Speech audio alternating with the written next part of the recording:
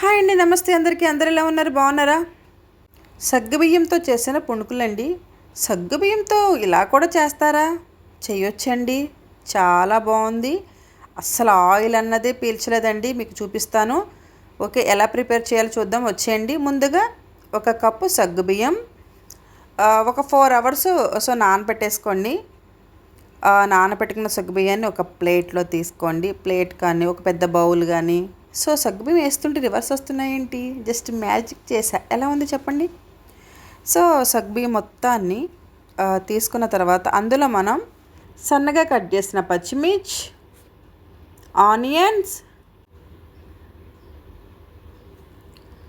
కొంచెం కొత్తిమీర అండ్ కొంచెం కరివేపాకు, ఇవి కూడా సన్నగా కట్ చేసుకోవాలండి. వీటన్నిటితో పాటుగా రైస్ ఫ్లోర్ అండి, 1/2 కప్ తీసుకోవాలి. అంటే మనం కప్పు సగ్గుబియ్యం తీసుకున్నాం కదా, నానబెట్టక ముందు క్వాంటిటీ చెప్తున్నాను. కప్పు సగ్గుబియ్యానికి 1/2 cup rice flour, 1 tablespoon జీలకర్ర అండ్ టేస్ట్ సరిపడా సాల్ట్ అండి. మొత్తాన్ని కూడా ముందు కలుపుకోవాలి.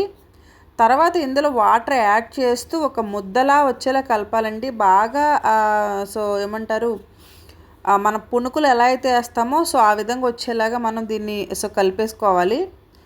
చూసారా, ఈ విధంగా వస్తే సరిపోతుందండి. గ్యాస్ మీద కడాయి పెట్టుకొని, కడాయి వేడైన తర్వాత ఆయిల్ తీసుకోవాలి. నేను ఆయిల్ ఎప్పుడు కూడా ఎక్కువగా తీసుకోనండి. ఎందుకంటారేమో, ఒక్కసారి ఫ్రై చేసిన ఆయిల్ నేను పక్కకు పెట్టేస్తాను. అందుకే నేను తక్కువ ఆయిలే తీస్తానండి.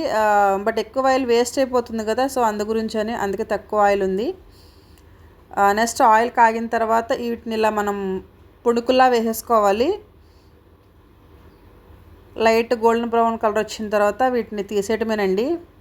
చాలా బాగుంటాయి. ఫస్ట్ మా పాప కోసమని ప్లెయిన్గా కొన్ని వేసానండి. పేలిపోయినాయి.